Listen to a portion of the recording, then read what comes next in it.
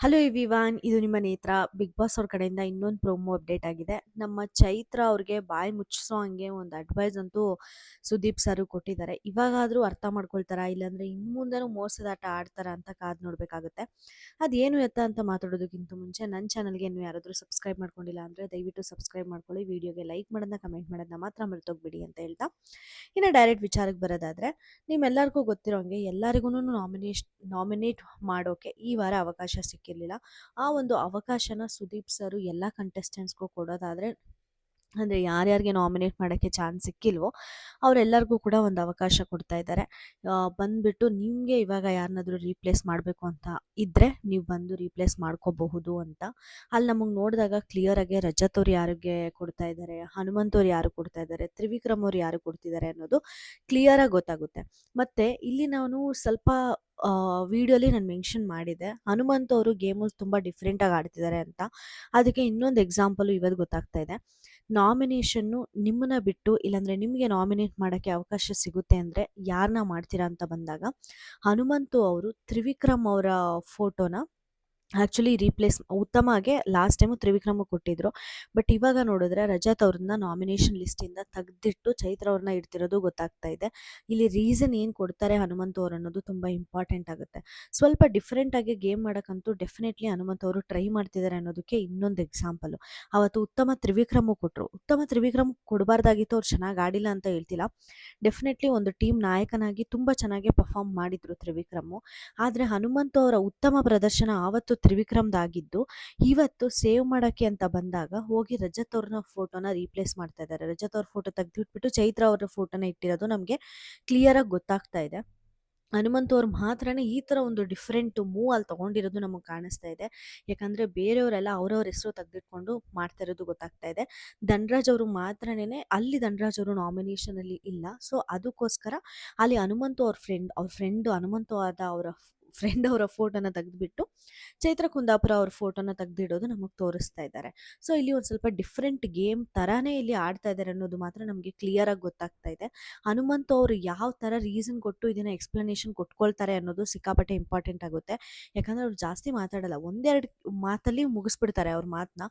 So ಇಲ್ಲಿ Sudeep sir ಏನಾದ್ರೂ ಅವರಿಂದ ಸ್ವಲ್ಪ ಆಚೆಗಡೆ ತೆಗಿಯೋಕ್ಕೆ ಪ್ರಯತ್ನ ಪಡ್ತಾರಾ, ಅವ್ರ ಎಕ್ಸ್ಪ್ಲನೇಷನ್ ಏನಾಗಿರುತ್ತೆ ಅಂತ ಕೇಳಿಸ್ಕೊಳ್ಳೋಕ್ಕೆ ನಾನಂತೂ ಸಿಕ್ಕಾಪಟ್ಟೆ ಕ್ಯೂರಿಯಸ್ ಆಗಿದ್ದೀನಿ.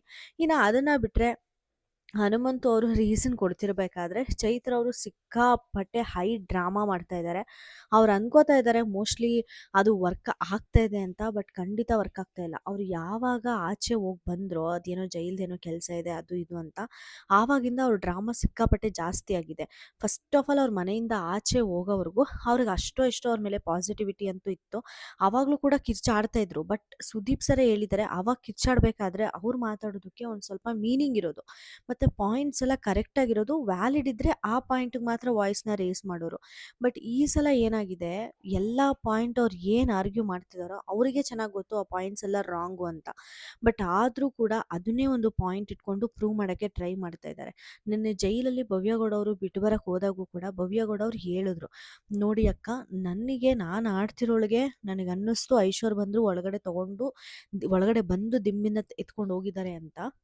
ಬಟ್ ಆದರೆ ಆ ದಿಮ್ನ ಒಳಗಡೆ ಬಂದು ಎತ್ಕೊಂಡು ಹೋಗಿದ್ದಾರಾ, ಆಚೆ ಹೊತ್ಕೊಂಡಿದ್ದಾರಾ ಅನ್ನೋದನ್ನ ಬರೀ ನನ್ನ ಮಾತನ್ನ ಕೇಳ್ಬಿಟ್ಟು ನೀವು ಉಸ್ತುವಾರಿ ಮಾಡಬಾರ್ದಾಗಿತ್ತು ಅಂತ ಅಲ್ಲಿ ಭವ್ಯವರು ಕೂಡ ಹೇಳಿದ್ರು, ಆಯಿತಾ. ಅಲ್ಲಿ ಏನು ಅವ್ರ ಟೀಮ್ವರೆಗೂ ಕೂಡ ಅನ್ನಿಸ್ತಾ ಇದೆ ಸ್ವಲ್ಪ ಕರೆಕ್ಟಾಗಿ ಅವ್ರು ಉಸ್ತುವಾರಿ ಮಾಡಿಲ್ಲ ಅಂತ. ಇನ್ಫ್ಯಾಕ್ಟ್ ರಜತ್ ಅವರು ಕೂಡ ಹೇಳ್ತಾರೆ, ನಿಮ್ಮ ಟೀಮ್ವರೆಗೂ ಕೂಡ ಗಿಲ್ಟ್ ಇದೆ, ಆ ಥರ ಚೈತ್ರ ಅವರು ಮೋಸ ಮಾಡಿ ಆಡಿದ್ದಾರೆ ಅಂತ.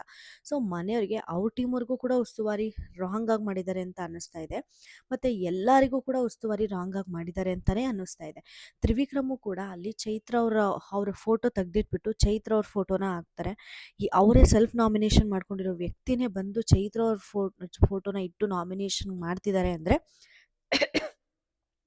ಯಾವ ರೀಸನ್ ಆಗಿರುತ್ತೆ ಇದು ಅನ್ನೋದಕ್ಕೆ ನಾನು ಸಿಕ್ಕಾಪಟ್ಟೆ ಕ್ಯೂರಿಯಸ್ ಆಗಿದ್ದೀನಿ ನೋಡೋಕ್ಕೆ. ಯಾಕಂದರೆ ಸೆಲ್ಫ್ ನಾಮಿನೇಟ್ ಆದ ವ್ಯಕ್ತಿನೇ ಅವತ್ತು ಚೈತ್ರನ ನಾಮಿನೇಟ್ ಮಾಡೋಕ್ಕೆ ತ್ರಿವಿಕ್ರಮ್‌ಗೆ ಒಂದು ಸೆಕೆಂಡ್ ಸಾಕಾಗಿತ್ತು ಆಯ್ತಾ. ಬಟ್ ಆದರೆ ಗೇಮ್‌ಗೋಸ್ಕರ ಉಸ್ತುವಾರಿ ಒಂದು ಸ್ವಲ್ಪ ತಪ್ಪಾಗಿ ಮಾಡಿದ್ರು ಕೂಡ ಅದು ನಮ್ಮ ಟೀಮ್‌ಗೋಸ್ಕರನೇ ಮಾಡಿದ್ದಾರೆ ಅಂತ ಹೊಟ್ಟೆಲಿ ಹಾಕ್ಕೊಂಡು ಸೆಲ್ಫ್ ನಾಮಿನೇಟ್ ಮಾಡ್ಕೋತಾರೆ ತ್ರಿವಿಕ್ರಮು.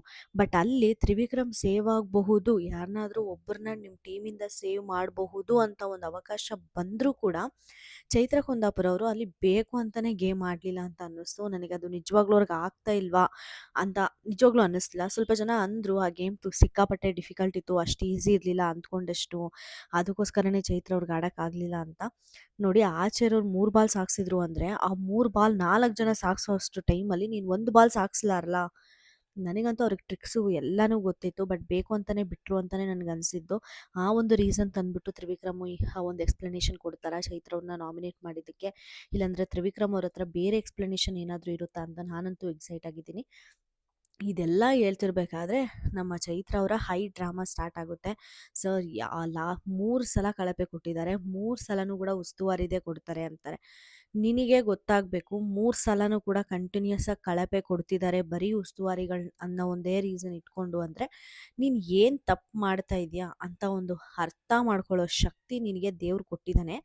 ಅವರಿಗೂ ಕೂಡ ಆ್ಯಕ್ಚುಲಿ ಖಂಡಿತ ಅರ್ಥ ಆಗಿರುತ್ತೆ ನಾನು ಉಸ್ತುವಾರಿ ಸರಿಯಾಗಿ ಮಾಡಿಲ್ಲ ಅಂತ. ಈ ಥರ ಒಂದು ಸ್ವಲ್ಪ ಅತ್ತು ಕರಗಿ ಒಂದು ಸ್ವಲ್ಪ ಗೋಳಾಡಿದರೆ ಒಂದು ಸ್ವಲ್ಪ ಸಿಂಪತಿ ವರ್ಕ್ ಆಗುತ್ತಾ ಇವಾಗಾದ್ರೂ. ಇನ್ ಕೇಸ್ ಸುದೀಪ್ ಸರು ನನಗೇನಾದರೂ ಸ್ವಲ್ಪ ಪಾಸಿಟಿವ್ ಆಗಿ ಮಾತಾಡಿದರೆ ಈ ಉಸ್ತುವಾರಿ ಅನ್ನೋದು ಇಲ್ಲಿಗೆ ನಿಲ್ಲುತ್ತಾ ಅಂತ ಏನಾದರೂ ಪ್ಲ್ಯಾನ್ ಮಾಡಿ ಹತ್ರ ಅನ್ನೋದೇ ನನಗೆ ಅರ್ಥ ಆಗಲಿಲ್ಲ. ಸಿಕ್ಕಾಪಟ್ಟೆ ಡೌ ಮಾಡ್ತಾ ಇದ್ದಾರೆ ಗುರು ಚೈತ್ರ ಅವರು ಅಂತ ಅನ್ನಿಸ್ತು. ಅವ್ರಿಗೆ ಇರೋ ಬರೋ ಪಾಸಿಟಿವಿಟಿ ಕೂಡ ಹಿಂಗೆ ಮಾತಾಡಿ ಅರ್ಧಕ್ಕರ್ಧ ಕಳ್ಕೊಳ್ತಾರೆ. ಸ್ಟಾರ್ಟಿಂಗ್ ಚೈತ್ರ ಅವರು ಎಷ್ಟು ಚೆನ್ನಾಗಿದ್ರು ಗುರು, ಜಗದೀಶ್ ಸರ್ ಎಷ್ಟೇ ಟ್ರಿಗರ್ ಮಾಡಿದ್ರು ಟ್ರಿಗರ್ ಆಗ್ತಾ ಇರಲಿಲ್ಲ. ಒಂದು ಕಿಚನ್ ಟಾಸ್ಕ್ ಅಂತ ಸ್ಟಾರ್ಟಿಂಗ್ ವಾರ ಬಂದಾಗ ಎಷ್ಟು ಚೆನ್ನಾಗಿ ಆಡಿ ಅವ್ರ ಟೀಮ್ಗೆ ಒಂದು ಪಾಯಿಂಟ್ಸ್ ತಂದುಕೊಟ್ಟು ಎಷ್ಟು ಚಂದ ಆಡಿದರು. ಆ ಚೈತ್ರ ಕುಂದಾಪುರ ಎಲ್ಲಿಗುರು ಹೋಗ್ಲಿ, ಅವ್ರು ಆಚೆ ಹೋಗೋದಕ್ಕಿಂತ ಮುಂಚೆ ವಾರನೂ ಕೂಡ ಎಷ್ಟು ಚೆನ್ನಾಗಿ ಆಡಿದರು. ಈಗ ಮೋಸದಾಟ ಆಡಿದ್ದೀನಿ ಅಂತ ಗೊತ್ತಿದ್ರು ಕೂಡ ಅದನ್ನು ನಿಂದಿಸ್ಕೊಳ್ಳೋಕ್ಕೆ, ಅವ್ರನ್ನ ಡಿಫೆಂಡ್ ಮಾಡ್ಕೊಳ್ಳೋಕ್ಕೆ ಮಾತಾಡ್ತಾ ಇರೋದು ನನಗಂತೂ ವೆರಿ ಸಿಲ್ಲಿ ಅನ್ನಿಸ್ತು. ಮಾನಸಿಕವಾಗಿ ನನ್ನ ಕುಗ್ಗಿಸ್ತಾ ಇದ್ದಾರೆ ಅಂತ ಕೂಡ ಹೇಳಿದ್ರು. ಅಲ್ಲಿ ಸುದೀಪ್ ಸರ್ ಅವರು ಕೊಟ್ಟಿರೋ ಎಕ್ಸ್ಪ್ಲನೇಷನ್ನು ನನಗೆ ಸಿಕ್ಕಾಪಟ್ಟೆ ಇಷ್ಟ ಆಯಿತು. ಏನಂತಾರೆ ಅಂದರೆ ಇವಾಗ ಮಾನಸಿಕವಾಗಿ ಕುಗ್ಗಿಸ್ತಾ ಇದ್ದಾರೆ ಅವರು, ಅದನ್ನು ನಾನು ಒಪ್ಕೋತೀನಿ. ಆದರೆ ನೀವು ಕೂಡ ಅವ್ರ ಹೆಸರು ಪದೇ ಪದೇ ಪದೇ ಪದೇ ತಗೊಂಡಾಗ ಆಪೋಸಿಟ್ ಪರ್ಸನ್ ಕೂಡ ಮಾನಸಿಕವಾಗಿ ಕುಗ್ಗುತ್ತಾರಲ್ವಾ. ಇವಾಗ ರಜತ್ ಅವರು ಚೈತ್ರ ಅವ್ರಿಗೆ ಏನಂದ್ರು ಅದನ್ನು ಜಸ್ಟ್ ಒಂದು ಸಲ ರಿಪೀಟ್ ಮಾಡಿದ್ದಾರೆ ಅಷ್ಟೇ. ಬಟ್ ಆ ಥರ ಅಂದೆ ಅಂದೆ ಅಂದೆ ಅಂದ್ಬಿಟ್ಟು ರಜತ್ಗೆ ಒಂದು 5-6 ಸಲ ಹೇಳಿ ಹೇಳಿ ಹೇಳಿ ಹೇಳಿ ಇನ್ಫ್ಯಾಕ್ಟ್ ರಜತ್ ಅವರು ಬೇಜಾರು ಮಾಡಿಕೊಂಡು ಕುಗ್ಗಿ ಬೇರೆಯವ್ರ ಹತ್ರ ಹೋಗಿ ಡಿಸ್ಕಸ್ ಮಾಡಿರೋದು ಕೂಡ ಟೆಲಿಕಾಸ್ಟ್ ಆಗಿದೆ. ಮೋಕ್ಷಿತ್ ಅವ್ರ ಹತ್ರ ಹೇಳ್ತಾರೆ, ನಾನು ಆನೆಸ್ಟಾಗಿ ಜೆನ್ಯೂನಾಗೆ ಹೋಗಿ ಸಾರಿ ಕೇಳಿದೆ ಮೋಕ್ಷಿತ, ಆದರೆ ಐವೇನ್ ಹಿಂಗೆ ಆಡ್ತಾಳೆ ಅಂತ ಹನುಮಂತ್ ಅವ್ರ ಹತ್ರ ಹೇಳಿದ್ದಾರೆ. ಅವ್ರು ಆ್ಯಕ್ಚುಲಿ ಅವಳು ಮಾನಸಿಕವಾಗಿ ಅಂದರೆ ಸ್ವಲ್ಪ ಅವಳು ಜೆನ್ಯೂನಾಗೆ ನಾನು ಅವಳ ಹತ್ರ ಜೆನ್ಯೂನಾಗೆ ಹೋಗಿ ಸಾರಿ ಕೇಳಿದೆ ಅಂತ ಹೇಳಿದ್ದಾರೆ. ಮತ್ತು ಅವಳು ಗೋಳಾಡ್ತಿದ್ಲು ಅಂತ ಅವಳನ್ನೇ ನಾನು ಬಿಟ್ಟು ಕಳಿಸಿದ್ದೀನಿ ಅಂತ ಹೇಳಿದ್ದಾರೆ. ಬೇರೆಯವರು ಚೈತ್ರ ಕುಂದಾಪುರ ಅವ್ರನ್ನ ಅರ್ಥ ಮಾಡ್ಕೊಳ್ತಾ ಇದ್ದಾರೆ ಹೊರತು ಚೈತ್ರ ಅವರು ಎಲ್ಲೂ ಬೇರೆಯವ್ರನ್ನ ಅರ್ಥ ಮಾಡ್ಕೊಳ್ತಾ ಇಲ್ಲ. ಇನ್ಫ್ಯಾಕ್ಟ್ ಚೈತ್ರ ಅವರಿಂದಾನೇ ಬೇರೆಯವರು ಜಾಸ್ತಿ ಮಾನಸಿಕವಾಗಿ ಕುಗ್ಗುತ್ತಾ ಇರೋದು. ಎಕ್ಸಾಂಪಲು ತ್ರಿವಿಕ್ರಮ್ಗೆ ಈ ಥರ ಮೋಕ್ಷಿತಾಗೆ ಹಂಗಂದೆ ಹಿಂಗಂದೆ ಅಂತ ಮೋಕ್ಷಿತ ಮುಂದೆ ಹೇಳಿ, ಮತ್ತು ಬೇರೆಯವ್ರ ಬಗ್ಗೆ ನೀನು ಹಿಂಗೆಲ್ಲ ಮಾತಾಡ್ತೀಯ ಅಂತ ಎಲ್ಲರ ಮುಂದೆ ಹೇಳಿ ಮಾನಸಿಕವಾಗಿ ಕುಗ್ಗಿಸೋಕ್ಕೆ ತ್ರಿವಿಕ್ರಮ್ನ ಫಸ್ಟ್ ಟ್ರೈ ಮಾಡಿದರು. ಅದಾದ ನಂತರ ಶಿಶಿರ್ನ ಅಣ್ಣ ಅಂದ್ಕೊಂಡು ಮೋಸ ಮಾಡಿ ಅಲ್ಲಿ ಶಿಶಿರ್ನ ಕುಗ್ಗಿಸೋಕ್ಕೆ ಪ್ರಯತ್ನ ಪಟ್ಟರು. ಮಂಜುನ ಅಟ್ಯಾಕ್ ಮಾಡಿದ್ರು. ಈ ವಾರ ನೋಡಿದ್ರೆ ರಜತ್ನ ಅಟ್ಯಾಕ್ ಮಾಡಿದ್ರು. ಇಲ್ಲಿ ಮಾನಸಿಕವಾಗಿ ಚೈತ್ರ ಕುಗ್ಗಿಸ್ತಿದ್ದಾರೆ ಹೊರತು ಯಾರೂ ಚೈತ್ರನ ಕುಗ್ಗಿಸ್ತಿಲ್ಲ ಅನ್ನೋದು ನನ್ನ ಅನಿಸಿಕೆ. ಅವ್ರು ಏನು ಮಾಡಿದ್ದಾರೆ ಚೈತ್ರ ಅವರು ಅದನ್ನೇ ಹೇಳೋಕ್ಕೆ ಪ್ರಯತ್ನ ಪಡ್ತಿದ್ದಾರೆ ಹೊರತು ಕಂಟೆಸ್ಟೆಂಟು ಇನ್ನು ಮಿಕ್ಕಿದೇನೋ ಮಾಡೋಕ್ಕೆ ಟ್ರೈ ಮಾಡ್ತಾ ಇದ್ದಾರೆ ಅಂತ ಅನ್ನಿಸ್ಲಿಲ್ಲ. ಸುದೀಪ್ ಸರ್ ಕರೆಕ್ಟಾಗಿ ಹೇಳಿದ್ರು, ನೀವು ಕುಗ್ಗುತ್ತಿದ್ದೀರಾ ಅಂದರೆ ನಿಮ್ಮ ಮಾತಾಡೋದ್ರಿಂದ ಬೇರೆಯವರು ಕುಗ್ಗುತ್ತಾ ಇದ್ದಾರೆ ಅಲ್ವಾ, ಅದನ್ನು ನೀವು ಬಾಣ ಹೊಡೆದಾಗ ಇನ್ನೊಬ್ಬರು ಬಾಣ ಬಂದು ತಗಲ್ದಾಗ ಅದನ್ನು ತಡ್ಕೊಳ್ಳಿಲ್ಲ ಅಂದರೆ ನೀವು ಆಟ ಆಡೋಕ್ಕೆ ಲಾಯಕ್ಕಿಲ್ಲ ಅಂತ ಹೇಳ್ತಾರೆ ಸುದೀಪ್ ಸರು. ಅಂದರೆ ಈ ಬಿಗ್ ಬಾಸ್ ಆಟಕ್ಕೇ ನೀವು ನಾಲಾಯಕ್ಕು ಅಂತಾರೆ. ಡೆಫಿನೆಟ್ಲಿ ಅದಂತೂ ಕರೆಕ್ಟು. ಈ ಥರ ಹೈ ಡ್ರಾಮಾ ಮಾಡಿಕೊಂಡು ಇದ್ದರೆ ಯಾರೂ ನಂಬಲ್ಲ. ಸುದೀಪ್ ಸರ್ ಅಂತೂ ನಂಬಕ್ಕೆ ಚಾನ್ಸೇ ಇಲ್ಲ. ಸುದೀಪ್ ಸರ್ ಹೋಸ್ಟಿಂಗು ಹೆಂಗಿರುತ್ತೆ ಅಂತ ನಾವೆಲ್ಲ ನೋಡೇ ಇದ್ದೀವಿ. ಇವು ಡವ್ ಆಟಗಳೆಲ್ಲನ ಸುದೀಪ್ ಸರ್ ಮುಂದೆ ನಡೆಯಲ್ಲ. ಮತ್ತು ನಮ್ಮ ಐಶ್ವರ್ಗೆ ಈ ಥರ ಟಾರ್ಗೆಟ್ ನಾಮಿನೇಷನ್ ಮಾಡೋಣ ಅಂತ ಹೇಳಿದ್ದು ಕೂಡ ಅಕ್ಕನೇ ಅಂತೆ. ಇದನ್ನೆಲ್ಲ ಮಿಕ್ಸಪ್ ಮಾಡಿ ರುಬ್ಬುತ್ತಾರೆ ಚೈತ್ರಗೆ ಅಂತ ನೋಡೋಕ್ಕೆ ನಾನಂತೂ ಎಕ್ಸೈಟ್ ಆಗಿ ಇದ್ದೀನಿ ಈ ಒಂದು ಎಪಿಸೋಡ್ಗೆ. ನಿಮ್ಗೇನು ಅನ್ನಿಸ್ತು ಈ ಪ್ರೋಮೋ ನೋಡಿ, ಚೈತ್ರ ಅವ್ರ ಹೈ ಡ್ರಾಮಾ ಹೆಂಗಿತ್ತು ಅನ್ನೋದನ್ನ ನನಗೆ ಫಟಾಫಟ್ ಕಮೆಂಟ್ ಸೆಕ್ಷನಲ್ಲಿ ತಿಳಿಸಿ. ನಿಮಗೆ ಈ ವಿಡಿಯೋ ಇಷ್ಟ ಆದರೆ ದಯವಿಟ್ಟು ಲೈಕ್, ಶೇರ್ ಆ್ಯಂಡ್ ಸಬ್ಸ್ಕ್ರೈಬ್ ಅಂತ ಹೇಳ್ತಾ ನಾನು ಈ ವಿಡಿಯೋನ ಮುಗಿಸ್ತಾ ಇದ್ದೀನಿ. Thank you so much.